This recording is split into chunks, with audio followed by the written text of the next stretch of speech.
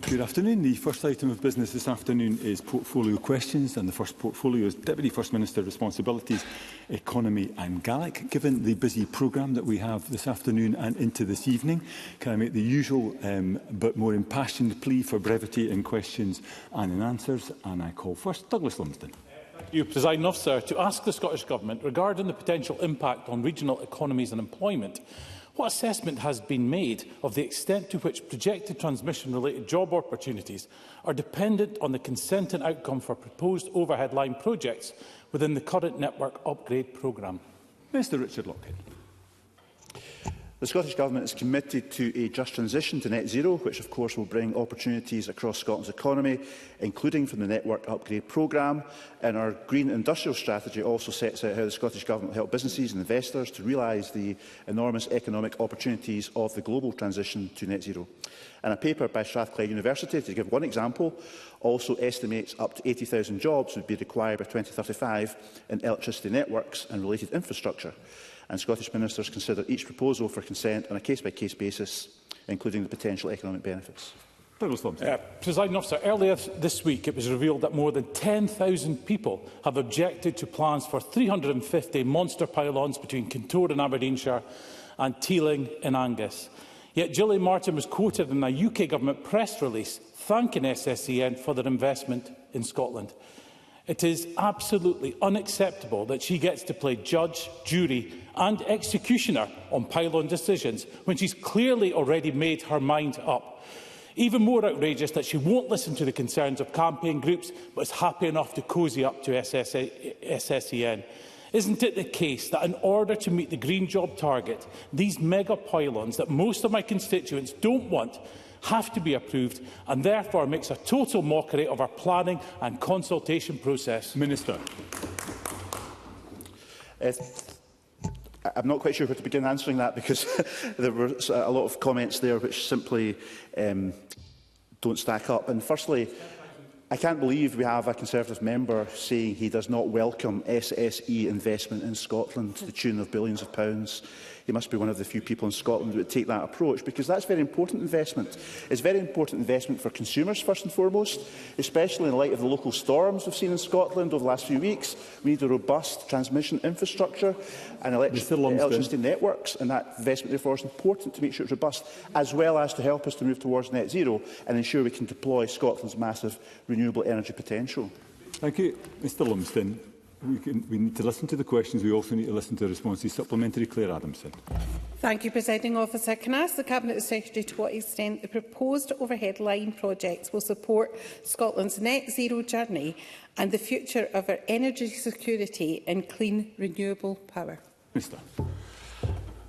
Well, of course, the upgrade of the network and decarbonisation of the power system across these islands is incredibly important to ensure we can take advantage of our massive renewable energy potential and secure all the jobs that will come with that at the same time, and achieve our net zero aims as well, which of course is very important to the future of our future generations and the planet's future indeed as well. And of course, over and above that, there's the massive economic opportunities that can be secured as well. Good question. To Megan Gallagher. Thank you, Presiding Officer. To ask the Scottish Government regarding the potential impact on businesses and the economy, what steps it is taking to ensure that business and regulatory impact assessments properly reflect the real-world impact of new policies on small and medium-sized enterprises?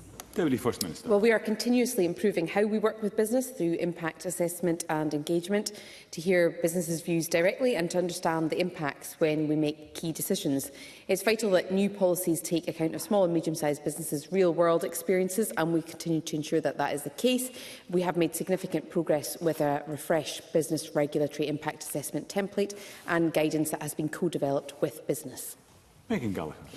Given that ministers approved an impact assessment which included only 2 accommodation providers operating below the VAT threshold and therefore failed to reflect the reality faced by small businesses that make up the backbone of Scotland's accommodation sector, does the Deputy First Minister at the very least accept that the current issues around introducing a flat rate visitor levy could have been avoided if ministers had done their jobs properly and provided a robust, representative BRIA delay in the first place? Deputy First Minister. Well, on those points, can I respond with the seriousness that the issue requires? Because I am very conscious that businesses across local authority areas which are considering introducing a visitor levy are obviously very conscious of the impact that it might have on them. It is a local authority decision, but on the primary issue around whether it should be a flat rate or a percentage rate, that was obviously based on consultation responses, and I know that Ivan McKee, as the responsible minister, is engaging very extensively with the STA and many others to understand the impact on business, which is exactly in line with the comments I made in my first answer about the importance of taking businesses' views on board. Briefly, Kenneth Gibson. Thank you, Presiding Officer. Does the Deputy First Minister agree that the policy most detrimental to businesses, charities and the public sector is Labour's damaging hike in employers' national insurance contributions, a tax on jobs that is stifling growth and investment, that has already cost 90,000 jobs across the UK hospitality sector alone, and will she therefore again urge the Chancellor to change course at the upcoming UK budget? Deputy First Minister. Well, we know that what Kenny Gibson has just set out is fact because of the engagement we've had directly with business and with the third sector organisations and public sector organisations that he has cited. Not only did national insurance contribution increases hit employers, particularly those employers with lots of employees, but it also was a surprise for many of them because, of course, it wasn't in any of Labour's manifesto. And so it was the surprising nature of it as well as the negative impact of it that has caused so much damage. Question 3, Davy Russell. Thank you, Deputy Presiding Officer. It's to ask the Scottish Government what its position is on any potential impact on the recently reported decline in the number of computer studies teachers on employment and the technology and digital sectors. Minister. We recognise that delivering high-quality computing science education is important to Scotland's technology and digital economy, and whilst we do not hold data on the direct link between teacher numbers and employment in the sector, we are taking action to attract more students into teaching computing. We are funding a pilot at Aberdeen University to support students with relevant HND qualifications to undertake further study to become computing science teachers. We also established Scottish Teachers Advancing Computer Science to support teachers, and by the end of this financial year we will have invested over £1 million in that, fulfilling key recommendations of Mark Logan's 2020 Scottish Tech Ecosystem Review, which of course the Government commissioned, and that's aimed at improving the talent pipeline for high-growth businesses. We also continue to offer bursaries to career changers to train in hard-to-fill subjects, including computing science. Davy Russell. Thank you, Minister, for that answer. We all know that the right technology and computer skills will be crucial to the future success of Scotland's economy. This is true for South Lanarkshire, which hosts a great deal of infrastructure supporting the use of AI. However, if you mirror the national trend across Scotland, South Lanarkshire has seen a decline in the secondary computer science teachers over the last 5 years. What is the Scottish Government doing to reverse this worrying and damaging trend? Minister. Can I say to Mr Russell, I think he highlights a very important issue for the future of Scotland's technology sector and indeed the future of our society as well. And of course I outlined in my opening remarks a number of investments taking place to reverse the situation. I also want to take this opportunity to commend Skyscanner. Members may have seen in the news just recently that a number of Skyscanner staff are undertaking teaching qualifications, so that part of the week they're working for Skyscanner and part of the week they're in classrooms inspiring the next generation of software engineers. And I think that's a first-class, really inspirational initiative taken by Skyscanner, and it shows that employers indeed have a role to play here as well. And of course Scotland's technology sector has more than doubled over a 10-year period, so it's going in the right direction, and many of the businesses and technology sectors tell me they're here because of the talent pipeline, so they're able to find the talent. But the member's quite right, these measures that I've outlined in my initial answer are extremely important for ensuring we do have more computing science teachers in Scotland's schools going forward. A couple of brief supplementaries. First, Jordan. Thank you, Presiding Officer. The Minister will be aware that in 2022 the Scottish Government invested £1.3 million in refreshing computer science for pupils. Can the Minister provide Parliament with an update on the funding and what progress it has supported so far? Minister. Well, the member's correct. In 2022, we did make available £1.3 million for schools to bid for additional equipment to transform their teaching of computing science with updated physical computing devices and all the resources that have to go with that as well, giving them the flexibility to choose equipment that would best suit their needs. And I'm proud to say that this funding supported 304 secondary schools across Scotland. Much more, of course, needs to be done, but I hope that gives the member some examples of the progress that has been made. Murdo Fraser. Thank you, Presiding Officer. David Russell is quite right to raise what is a really serious issue about the decline in computing science teachers, and it's an issue that we've known about for years. Now, I welcome the measures that the Minister has set out. Whether that will arrest the decline, we will have to wait and see. Is the Minister open to more innovative ideas? For example, looking at potentially paying higher salaries to attract teachers into computer science, and indeed other hard-to-fill areas in terms of teaching, given the importance that has to the needs of our future economy? Minister. Well, I think it's important that ministers always remain open to new innovative ideas, and the member highlights some potential ways forward as well. Of course, I did refer to the fact we already have given some extra bursaries to those who want to change their careers and encourage people to come into teaching for computing science and some other subjects as well. So in the past, we have looked at innovations, and certainly going forward, it's an important principle to stick to, is that we're always looking for innovative ideas to address, as the member says, a very important issue for the future of Scotland's economy and our society. Question 4, Tess White. Position is on whether British Sign Language receives parity of treatment with Gaelic within its languages portfolio, in light of evidence given by stakeholders to the Equalities, Human Rights and Civil Justice Committee as part of its inquiry into the British Sign Language Scotland Act 2015, that although BSL plans are delivered locally by listed authorities, strong national coordination, oversight and dedicated funding are still essential if the aims of the Act are to be met. Deputy First Minister. The Scottish Government recognises BSL as one of Scotland's languages, and since the BSL Scotland Act came into force 10 years ago, Scotland was the first country to bring forward a free national video relay service for BSL users, and with the new service we'll pilot the use of video remote interpreting for the first time. The Education Scotland Act places a statutory duty on Qualifications Scotland to have regard to the needs and interests of those receiving or wishing to receive education through both BSL and Gaelic across its functions, and will continue to work with the BSL community and their representative organisations to focus on improving outcomes for BSL users in Scotland, including through the BSL National Plan. Tess White. Deputy First Minister, deaf women are more than twice as likely to experience domestic abuse as hearing women. And in the North East, local stakeholders report that BSL services remain seriously under-resourced, with limited interpreting capacity and little dedicated funding for specialist support. And given that Gaelic and BSL are both the Deputy First Minister's responsibility, does she accept that this failure of national coordination and investment has left deaf women in particular at greater risk, and that equality means nothing without the resources to make it real? Deputy First Minister. Well, can I thank Tess White for that question, and just say at the very top of my answer that I would be very happy to engage with any of her constituents, any deaf women in her constituency who have raised these matters, because the statistic that she references, I think, is one that requires us to sit up and take notice. In terms of BSL provision, there are a number of routes to improving BSL provision. She will be aware of the new service that we have been piloting around the use of video remote interpreting. She'll also be aware of the new app that has been launched through Scottish Government funding, Signport, that's to develop interpreter booking facilities to make it easier.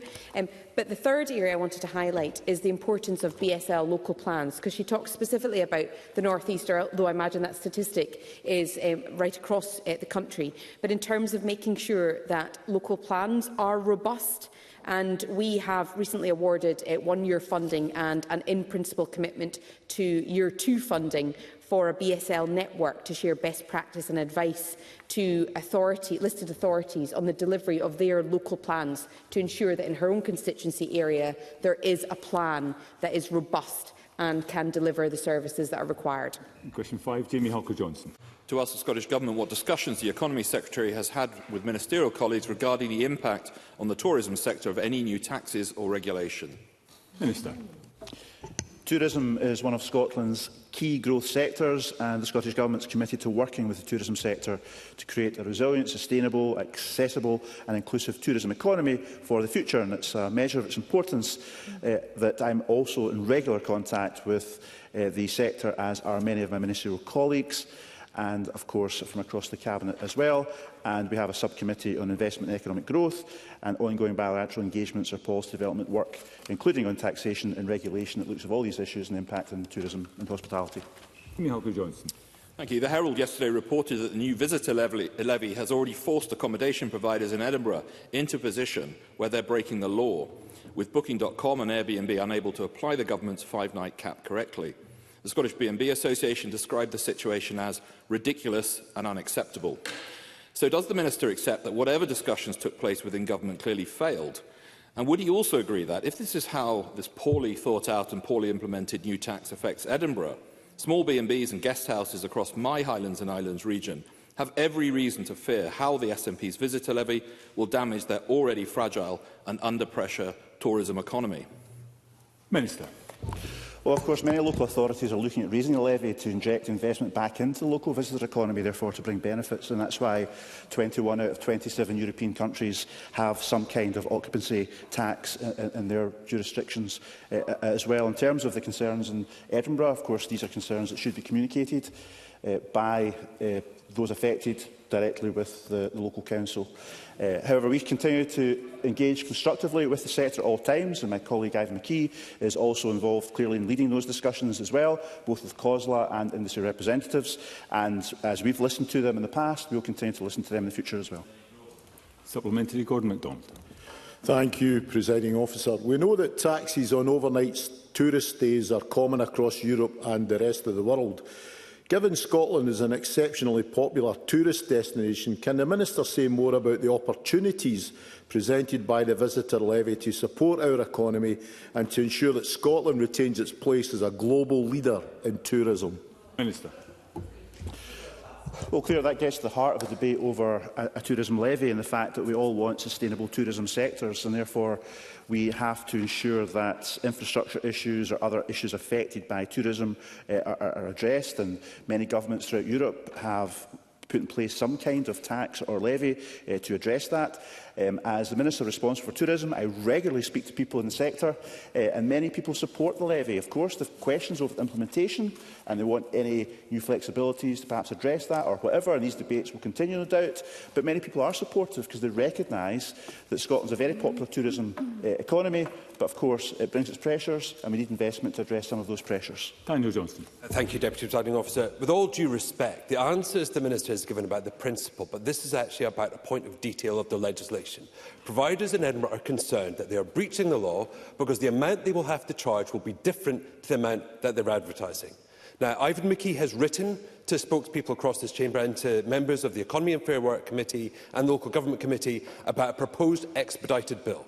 Is that bill ready to go, and will it address the issue that's been highlighted? And can we have a statement about this? Because this is actually fast becoming an issue where there's no clarity about what the position is from the government. Minister.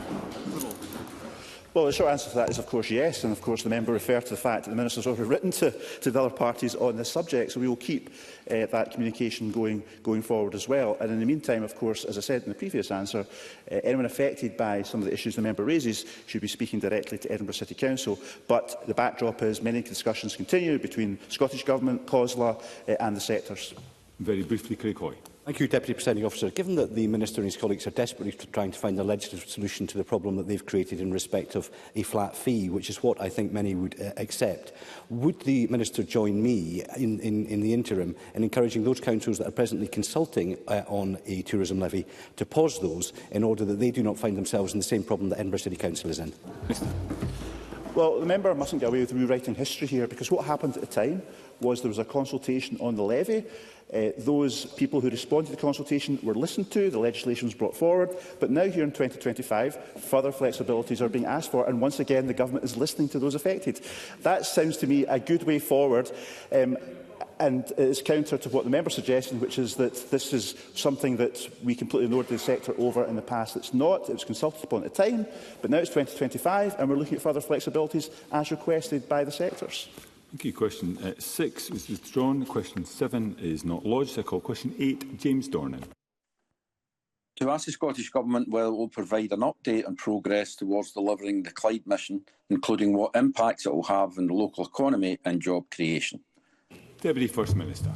Well, we are providing support to Clyde Mission in 3 main ways. Firstly, the Clyde Mission Fund provided £13 million towards a range of projects which have created and sustained over 600 jobs, supported over 250 businesses and levered over £8 million further funding. And those projects include Renfrewshire Active Travel. We've also committed £1.5 million to identify priority actions and locations for investment, with work already underway by the Glasgow City Region team, who are also developing plans for the Heat Decarbonisation Fund, expected to launch later this year, which we've committed £25 million to. James Dornan. I welcome the progress outlined by the Deputy First Minister, but can you say more about how the Clyde Mission is helping to ensure that new economic opportunities along the Clyde are inclusive and benefit local communities, particularly in areas that have historically faced economic disadvantage? Deputy First Minister. Well, the master plan work underway will further identify inclusive economic opportunities along the Clyde. That will then be supported through the £25 million Heat Decarbonisation Fund, contributing up to 50% of total project costs to ensure tangible investment in local communities. The fund application process being developed by Glasgow City Region will also take into account community benefits, like the number of jobs created for local residents and linkages to local employability programmes and community-led projects to maximise the economic impact of Clyde Mission. Thank you. That concludes portfolio questions on Deputy First Minister, Responsibilities, Economy and Gaelic. There will be a brief pause before we move to the next portfolio to allow the front benches to change.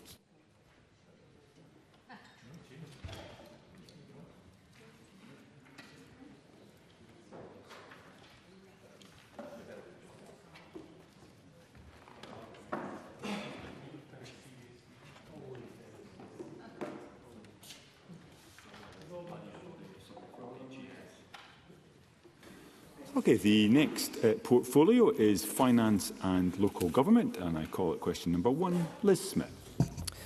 To ask the Scottish Government what its position is on the validity of HMRC's analysis of Scottish income tax, including the July 2025 outturn publication. Cabinet Secretary Shona Robertson. The Scottish Government continues to have confidence in the validity of HMRC's outturn statistics. The 23-24 outturn confirmed a positive net position of £730 million, the largest contribution to the Scottish budget since the devolution of income tax. Scottish income tax grew strongly by 12.7% between 2022-23 and 2023-24, 2.6 percentage points faster than the rest of the UK. We will continue to work closely with HMRC to ensure the effective administration and collection of Scottish income tax. Liz Smith. Well, can I thank the Cabinet Secretary for indicating that she has full confidence in the HMRC. So will she now acknowledge that the most up-to-date statistical evidence available from the HMRC demonstrates that the majority of taxpayers in Scotland pay more income tax than people elsewhere in the UK, which is contrary to the persistent claims made by the Scottish Government ministers in this chamber? Exactly. Cabinet Secretary.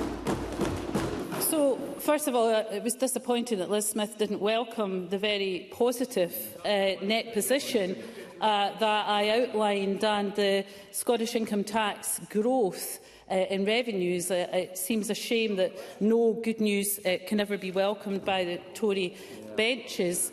Let me explain to Liz Smith in terms of her question.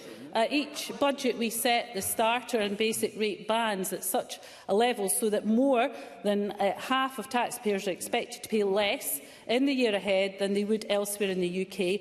It is inevitable that earnings growth will be different to that forecast, but but setting policy based on official independent forecasts from the SFC is the correct approach to take. It's the same approach taken by the OBR, and as set out in the tax strategy will uprate the starter and basic rate bands by at least inflation for the lifetime of this Parliament. Thank you. Could I encourage members to request a supplementary rather than shout from a sedentary position? I call supplementary Paul McLennan. Thank you, Presiding Officer. The SFC have estimated that the SNP Government's income tax policy choices since devolution will raise up to an initial £1.7 billion in 25-26, compared to if we had matched UK Government tax policy.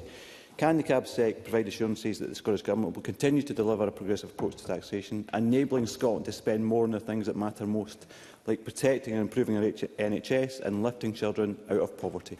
Cabinet Secretary. Well, our income tax policy choices carefully balance the need to support households while raising revenue to invest in public services, and this investment enables us to provide a range of support not provided by the UK Government for England, such as the Scottish Child Payment, free prescriptions and free access to higher education. It's obviously for opposition parties proposing tax cuts to explain which public services they would slash and run down to pay for the tax cuts that they frequently call for. Question 2 is not lodged. Question 3 was not lodged. I call question 4, Audrey Nicholl. Thank you, Presiding Officer. To ask the Scottish Government whether it will provide an update on the progress being made against its public service reform strategy. Minister Ivan McKee. The Scottish Government published its public service reform strategy in June of 2025, setting out our approach to delivering more efficient, preventative and joined-up public services. I provided an update to the Finance and Public Administration Committee on the Public Service Reform Programme on 9 July 2025. Early activity includes the establishment of the PSR Board, delivery of an Invest to Save fund worth up to £29.9 million and held a summit with over 140 public service leaders focusing on progressing live efficiency programmes. The Scottish Government remains committed to providing further updates to Parliament on a 6-monthly basis to ensure continued transparency and accountability in delivery of the programme.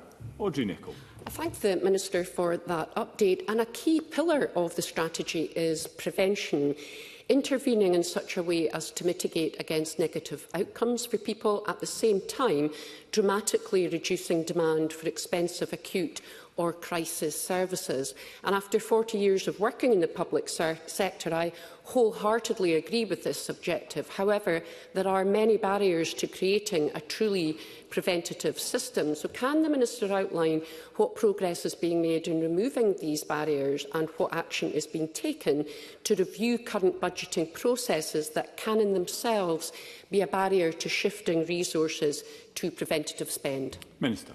The member is absolutely right. First of all, it's important to recognise that Scotland does have a good track record in delivering successful preventative interventions, and alongside the PSR strategy, we published a document setting out our learning from 25 years of preventative interventions. Nonetheless, the strategy absolutely recognised the long-standing barriers to delivering a truly preventative system, including moving resources around that system. In response, we have within the strategy dedicated work streams on, firstly, understanding demand drivers and on preventative budgeting. This includes redesigning how we track, identify and report preventative spend, and how we adapt budget processes to enable resources to move around portfolios and services. And Craig Hoy. Thank you, Deputy Presiding Officer. Giving out evidence to the Finance Committee last month, the Finance Secretary said the Government was committed to reducing civil service numbers, stating that a 20% reduction in the number of people working directly for the Scottish Government over the next 5 years was reasonable and more than achievable. So will the Minister recommit to that 20% reduction in headcount and say how the Government intends to lose 1 in 5 of its workforce? And isn't it time for Ministers to scrap their presumption against compulsory redundancies, which, according to civil service insiders, means that those with talent take voluntary redundancy packages, while those that they know they couldn't find a job elsewhere often sit pretty and are shoehorned into roles that they lack the ability or the skills to do? Well, first of all, I recognise the huge talent and skills that exist within Scotland's civil service. It supports all of the policy agenda that we take forward across a wide range of ministerial portfolios. But just to reconfirm that, yes, the Government is committed to delivering on that 20% reduction 4% year on year over the next 5 years. That sits comfortably below the attrition rate, so we recognise that we can do that through tighter controls on recruitment, and that is something that the Permanent Secretary and the executive team of the Civil Service are indeed signed up to. And with regards to compulsory redundancies, the member should go and read what that policy actually says. Thank you. Question 5, Maggie Chapman. Thank you. To ask the Scottish Government how much it will allocate in its forthcoming budget to support older people to live independently in their local communities. Cabinet Secretary. The Scottish budget for the next financial year is still to be set in the context of significant financial challenge across the public sector, with multi-year spending plans due to be published on the 13th of January 2026. The Scottish Government remains committed to supporting the adult social care sector, with additional funding of almost £1.2 billion provided to social care since 2021-22. Maggie Chapman. The Cabinet Secretary for her answer. Communities across Aberdeenshire are already struggling, with elderly and disabled people bearing a disproportionate burden of council cuts now. They are worried about what's to come. They've already seen closure of sheltered housing, despite well-documented evidence of need and the desire to keep them open. Indeed, when spaces in Cumminston were available, applicants were told they were full. And social care staff are stressed and overworked, with many leaving the sector, leaving home care support needs unmet. What assurances can the Cabinet Secretary give to the individuals, families and communities affected by these cuts? And how will it ensure that other public services, like the already stretched NHS, won't have to pick up the pieces when things fall apart? Cabinet Secretary. Well, let me firstly say to Maggie Chapman, of course, we do have record levels of funding both for the NHS and for local government, and we know that local government has prioritised social care in terms of the funding that it provides and each local authority allocates. That's not to say, though, that we don't recognise the pressures. We have demographic changes that are continuing to be a challenge, as well as all the other pressures around inflationary costs. That means that we need to do things differently, and I do believe that the funding of third sector organisations is often a very cost-effective way of providing good quality services, particularly for our most vulnerable. What I am committed to in the spending review is to look at whether we can give multi-year envelopes, particularly to third sector organisations, to ensure that they have that continuity of funding and certainty which will help them in providing these much-needed services. Question 6, Sanders Colhani.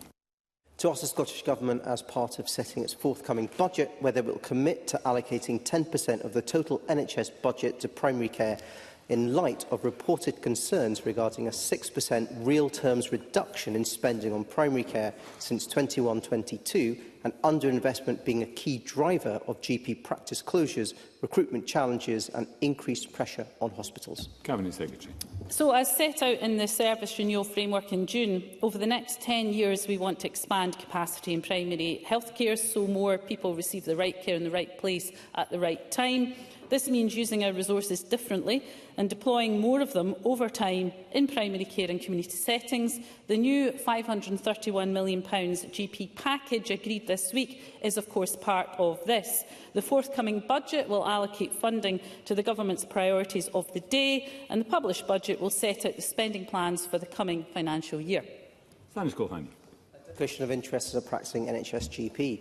1 in 6 Scots are on NHS waiting lists, with many facing unacceptable waits to see their GP. Yet our grandstanding First Minister boasts about spending millions overseas, with junior doctors thinking of striking. The SNP have consistently underfunded GPs and primary care, even though this is where 90% of patient contact occurs. And hundreds of millions of pounds in Barnett consequentials are not being spent on our health service. So will the Cabinet Secretary take seriously the importance of GPs and follow Scottish Conservative calls for 10% of total NHS budget to be allocated to primary care and give the NHS the full Barnett consequentials it deserves? Cabinet Secretary. Well, we have for many years provided all resource consequentials pass to the NHS. We set that out many years ago as a policy, and that is what we have delivered. And of course, waiting times are coming down and we have more GPs. But the problem that Sandesh Gohani can't get away from is that the Tories' tax policy is going to cost around £583 million. That's 583. That is £583 million less for the NHS, including general practice, £583 million less for social care. The Tories cannot come here asking for more money when their tax policies mean less money for public services, Presiding Officer. Thank you. Question 7, Claire Hawkey. To ask the Scottish Government what engagement it has had with local authorities regarding their implementation of Scottish Government legislation. Cabinet Secretary. In line with the Verity House Agreement principles, the Scottish Government is committed to working in partnership with local government in the development and implementation of any new statutory obligations impacting upon local authorities. As with any organisation separate to the Scottish Government, it is for each local authority to ensure that they meet any legal obligations they are subject to. There are a number of independent organisations and bodies that help to ensure councils comply with their statutory obligations, including the Care Inspectorate, the Scottish Housing Regulator and the Scottish Public Services Ombudsman. Claire Hawkey. Thank the Cabinet Secretary for that answer. Many constituents have contacted me regarding South Lanarkshire Council's poor implementation of pavement parking prohibitions legislation. They tell me that compared to other local authorities who have systems in place, such as interactive maps of street assessments or clear accessible means to request an exemption, that South Lanarkshire's procedures and processes are opaque. Fines have been handed out to my South Lanarkshire Council constituents since March, and as I understand it, the street assessment process is still actually ongoing, nearly 2 years on from when the Council should have been able to enforce the ban. Would the Cabinet Secretary agree with me that local authorities must ensure residents have full transparency over Council practices and guidance in implementing Scottish Government legislation if these measures are to be enforced fairly and effectively? Cabinet Secretary. Well, look, I do agree with Claire Hawkey that transparency in these matters is crucial. She will appreciate, of course, that it's not a matter for which the Scottish Government is responsible for the enforcement. That, of course, does rest with local authorities. But I would share her view that it would be very welcome if local authorities were to act on the concerns that she's raised here today, and I'm very happy to follow up a discussion with her on that matter.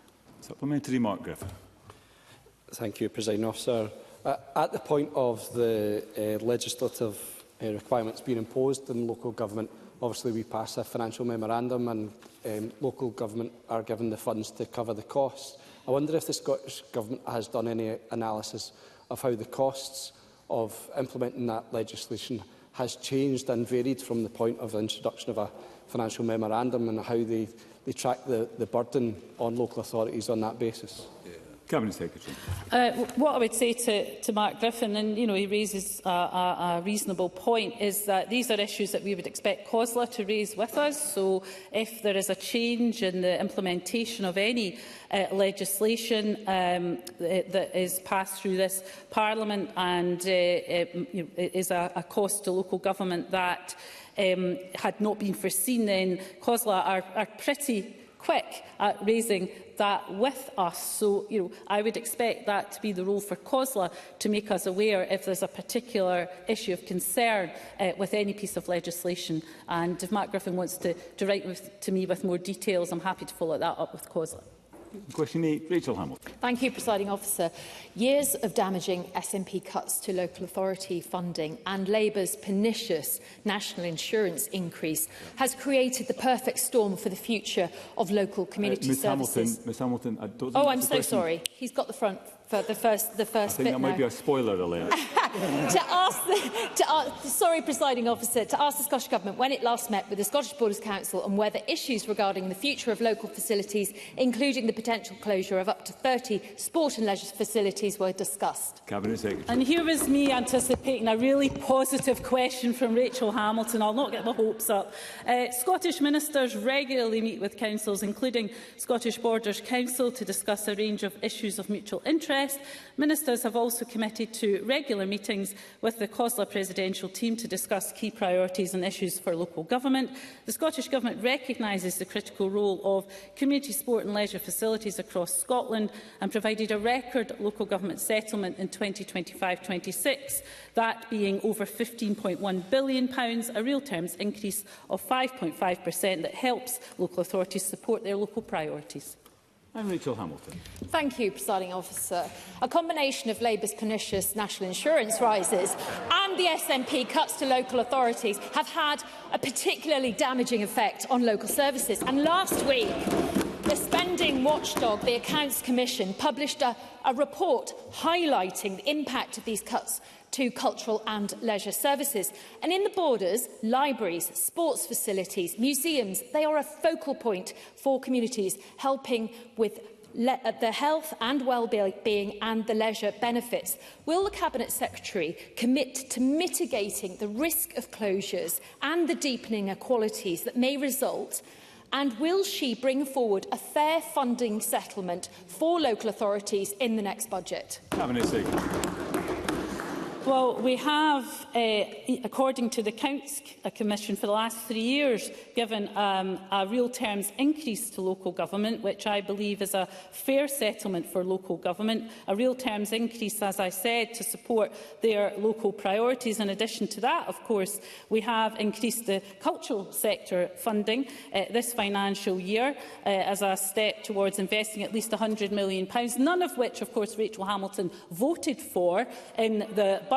And I would just make the point that I made earlier. If Rachel Hamilton wants more money for culture or more money for local government, then she has to address the point that the Tories want to cut public services by £583 million by their unfunded tax policies. They cannot come here asking for more money when there would be £583 million, by their own admission, less for public services. It does not add up, Presiding Officer. And briefly, Christine Graham. Thank you very much, Deputy Presiding Officer. It's a bit rich when we hear about economics from the party that brought us Liz Truss. And of course, the issue of potential closure of leisure facilities is entirely a matter for the Tory-led Council in the Borders. And at this Council meeting this week, they were supposed to review these issues, but instead they've postponed this until the 10th of November. This is dreadful and is increasing the anxiety of all the workers there and the people who rely on these facilities. Does the Cabinet Secretary agree with me?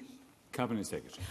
Yes, I do. And of course, we did provide Scottish Borders Council with an additional 6.2% compared to 2024-25, which was higher than the average increase for local authorities. The member makes a number of very good points, and I would be happy to meet with Christine Graham to discuss that further if she so wishes. And briefly, Craig Hoy. Thank you, Deputy Presiding Officer. If the SNP is funding councils properly, can the Minister say why SNP-run Dumfries and Galloway Council is presently consulting on a package of cuts which includes removing music and tuition from pupils, which includes closing leisure centres, and which could result in citizens' advice bureaus being entirely defunded across Dumfries and Galloway? Not related to Borders Council, but Cabinet Secretary. Whether it's the Borders Council or Dumfries and Galloway, there has been a real terms increase to local government funding, which Craig Hoy voted against in the budget. He would have provided no money to local government because he voted against the budget. And he has to explain, as he is the architect of the £583 million Tory tax policy, how much would he cut from Dumfries and Galloway Council in order to pay for those unfunded tax cuts. I think he needs to go back to school on tax policy and public sector funding, Presiding Officer. Thank you, Cabinet Secretary. That concludes portfolio point of order. Douglas Lumsden. Thank you, Presiding Officer. 6 SNP MSPs were selected for portfolio questions today, but only 3 questions were lodged, giving opposition parties less opportunity to scrutinise the SNP government. Now, is there any way that if SNP MSPs can't be bothered to do their job and lodge questions, then the Presiding Officer can allocate the opportunity to ask questions to opposition MSPs instead, so we can hold this rotten SNP government to account? I thank Mr Lumsden for advance notice of his point of order, which is not a point of order. I would share his concern about the number of questions that are not lodged. I would observe that it is not unique to one party, but it does, as Mr Lumsden says, deprive members of an opportunity to ask questions. I would simply reiterate the plea that's been made by the presiding officers to all members to make sure if they put their names into the ballot for a question, they make sure that they are going to be able to ask it.